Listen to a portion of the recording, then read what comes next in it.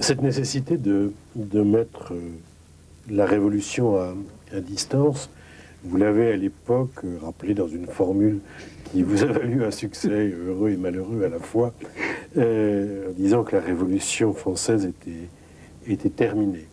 Ça voulait dire deux choses que vous avez d'ailleurs explicitées en deux moments successifs. Ça voulait dire qu'il fallait décider que la Révolution française était terminée pour en parler différemment, pour pouvoir prendre cette distance.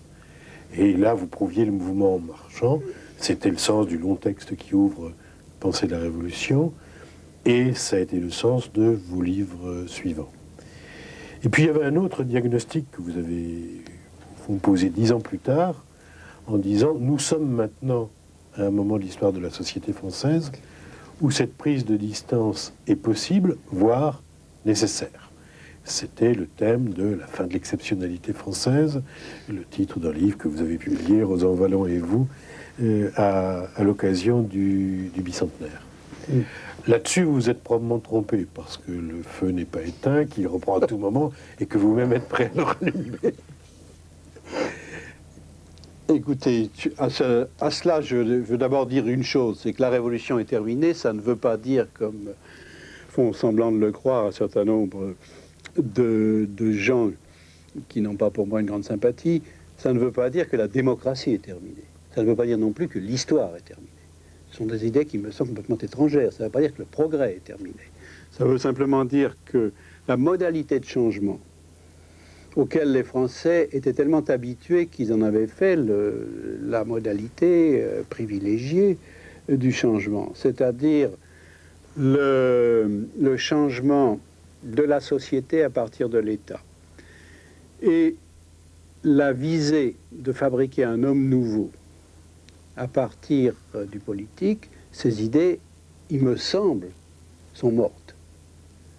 Sont mortes à l'époque. Elles sont plus profondes qu'au fond l'idée que les Français sont enfin d'accord sur une constitution 200 ans après la Révolution. Il y a quelque chose de plus profond dans l'idée révolutionnaire à la française. Si on garde à l'idée de révolution, c'est un terme quand même, un sens relativement précis, parce qu'il ne faut pas l'étendre trop, auquel cas la révolution veut dire n'importe quel changement. Si on garde quelque chose de vraiment spécifique à l'idée de révolution dans ce qu'a fait apparaître la Révolution française, je trouve ces deux idées. Le changement de la société à partir de l'État, qui y croit aujourd'hui? Personne. La fabrication d'un homme nouveau à partir d'une transformation de la politique, qui y croit? Personne. Bon, c'est ça que je veux dire. Je veux dire, et la fin de l'Union soviétique, la chute de l'Union soviétique a été le coup final à cette croyance et dans cette mesure.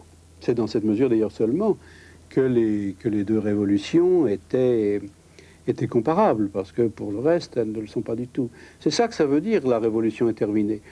Sur le plan de savoir si les modalités particulières de la politique française sont maintenant éteintes, par exemple la croyance que les oppositions politiques sont vraiment des guerres civiles, le caractère central de la religion dans les luttes politiques françaises, les luttes autour de l'école. Je serais plus nuancé, comme toujours, dans la République du Centre. J'ai voulu, de façon un petit peu forte, indiquer qu'il s'était produit des changements extrêmement forts dans les mentalités françaises. Je suis tout prêt à reconnaître qu'à l'intérieur de ces changements particulièrement forts, il y a des éléments anciens qui restent. Ceci dit, je reste profondément persuadé que nous sommes en train de vivre des transformations extrêmement profondes dans les idées que nous avons de la gauche et de la droite, et que, bien que tout soit fait pour les masquer, elles feront leur chemin. Autrement dit, tu penses qu'on est sorti de la logique de l'affrontement, même avec le bicentenaire, parce que ce que Jacques disait, c'est un peu que l'histoire se charge de réactiver des vieux enjeux, constamment. Oui, mais je crois que les passions démocratiques du XXIe siècle seront très différentes des passions démocratiques du XXe siècle, alors que celles du XXe siècle sont proches de celle du 19e. Oui, c'est vrai. Simplement, je pense que les deux idées forces que nous avons héritées de la Révolution et dont vous voyez la fin dans les années 70-80, ce sont des idées qui se sont épuisées, mais qui n'ont pas été remplacées. Et qu'au fond, la conformation de notre culture politique n'a pas fondamentalement changé par rapport à elle. Ça veut dire quoi? Ça veut dire que c'est vrai qu'il y a des inerties de la culture politique qui peuvent servir à camoufler des problèmes morts ou à empêcher des problèmes neufs d'être posés, mais ça veut dire aussi qu'il y a des rituels, des formes de discours qui se reproduisent tant qu'on n'a pas quelque chose à leur substituer. Ça changera probablement au XXIe siècle, mais ni vous ni moi. Mais regardez, aujourd'hui, nous vivons quand même dans l'idée des droits. Nous vivons l'idée des droits comme une religion civile. C'est la seule religion civile. Ça, c'est un phénomène tout à fait nouveau. L'idée des droits a été considérée il y a encore 20 ans par les marxistes comme un cache-misère. Et par la droite comme quelque chose d'un peu suspect. Aujourd'hui, elle est devenue cette espèce de consensus mou et vague et humanitaire. Oui, mais c'est à partir de là mais ça change tout, à la manière dont nous abordons l'héritage révolutionnaire.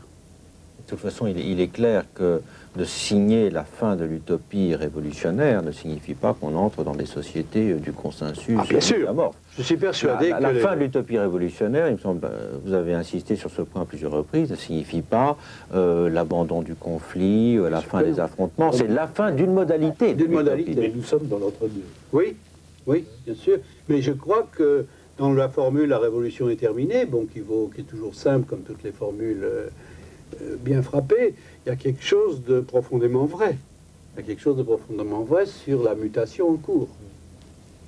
Et d'ailleurs, je n'explique pas que le succès que cette formule a eu en 89, au moment du bicentenaire, s'il n'y avait pas eu une sorte de consentement de l'opinion,